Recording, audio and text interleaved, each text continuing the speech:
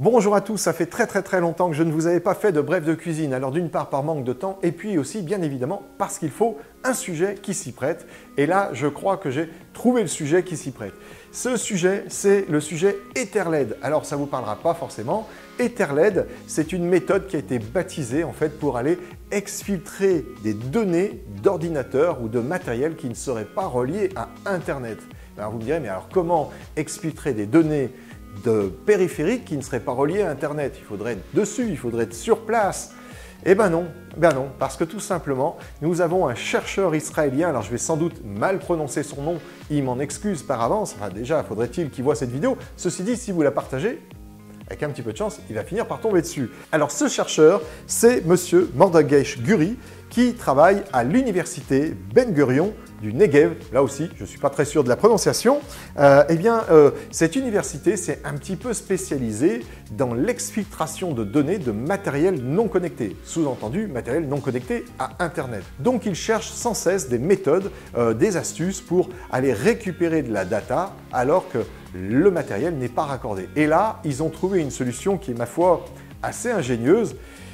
Il s'agit tout simplement d'aller interpréter, vous voyez, les petits clignotements de LED là, que vous avez ou de diodes que vous avez juste à l'arrière du câble réseau. Eh bien, alors comment ils font?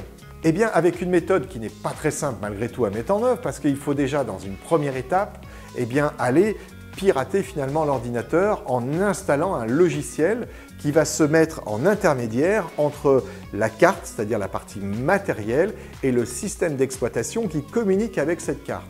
Ils installent donc un petit logiciel, on va dire qui fait un petit peu une sorte d'attaque man in the middle, vous savez, en se mettant au milieu, donc entre deux points de discussion.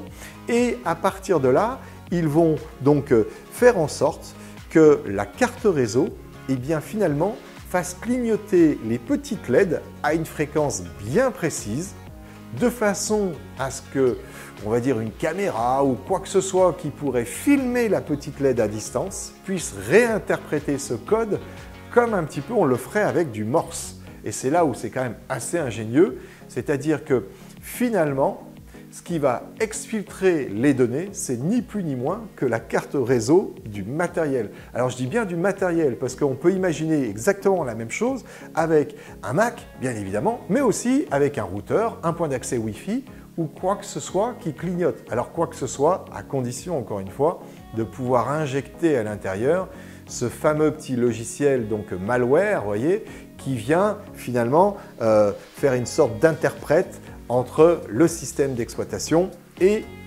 tout simplement le matériel.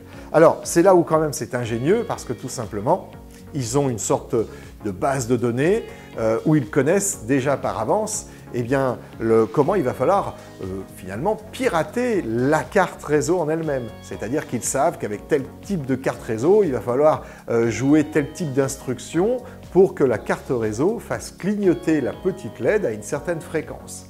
Et selon la fréquence, eh bien, vous allez tout simplement pouvoir avoir une information qui va être interprétée et comprise par le pirate, et ce, à distance. Alors, comment il va récupérer cette information? Je vous l'ai un petit peu dit il y a quelques secondes. Tout simplement en filmant la petite diode. Alors, de là, on a différents périphériques qui vont pouvoir filmer à une certaine distance.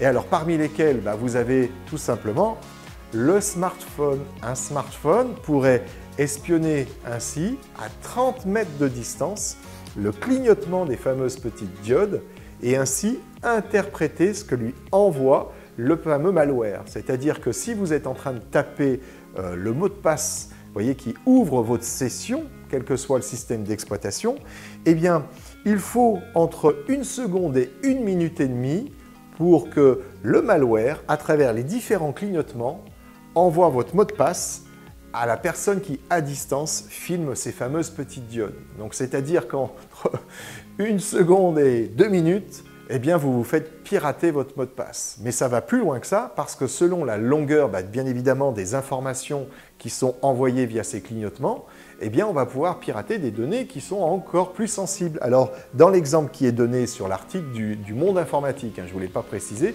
de toute façon, on vous mettra les sources dans le descriptif de la vidéo, eh bien, les clés privées Bitcoin qui protègent justement les possesseurs de X Bitcoin, alors le X, ils sont très très riches, mais en tout cas de quelques 0 quelque chose Bitcoin, eh bien, il faudrait environ entre 2,5 secondes et 4,2 minutes pour aller finalement exfiltrer la clé de vos Bitcoins à travers eh bien, un smartphone qui, encore une fois, à distance, filmerait le fameux clignotement de la diode. Et puis, on a encore d'autres solutions, ou plutôt, ils ont encore d'autres solutions, parce que nous, on ne fait pas ça. Eh bien, à l'aide d'un drone, à 50 mètres de distance, ils vont pouvoir exfiltrer des données. Et on peut même imaginer un téléobjectif qui, dans ce cas-là, sera en capacité d'aller filmer ce fameux clignotement jusqu'à 100 mètres. C'est-à-dire qu'à 100 mètres, il serait capable d'exfiltrer de la data juste avec ces fameux clignotements. Alors voilà, pour finir cette brève de cuisine, ce système-là n'est pas totalement nouveau. Il y a ce qu'on appelle le Li-Fi, qui est un Wi-Fi qui passe par la lumière. Ça exploite un peu la même technologie, c'est-à-dire que selon des fréquences, des clignotements, vous recevez des informations par une source lumineuse. Non, là où c'est quand même ingénieux, c'est qu'on n'a pas besoin de matériel justement supplémentaire. Ils se servent d'un matériel que à peu près tous les ordinateurs ont, c'est des diodes au niveau de la carte réseau. Donc moralité, après avoir, vous savez, masqué la webcam de votre ordinateur pour ne pas être filmé à votre insu, dorénavant, il va falloir en plus mettre des scotch à l'arrière des petites diodes pour tout simplement protéger les données qu'on aurait sur un ordinateur, quand bien même celui-ci ne serait pas raccordé à Internet.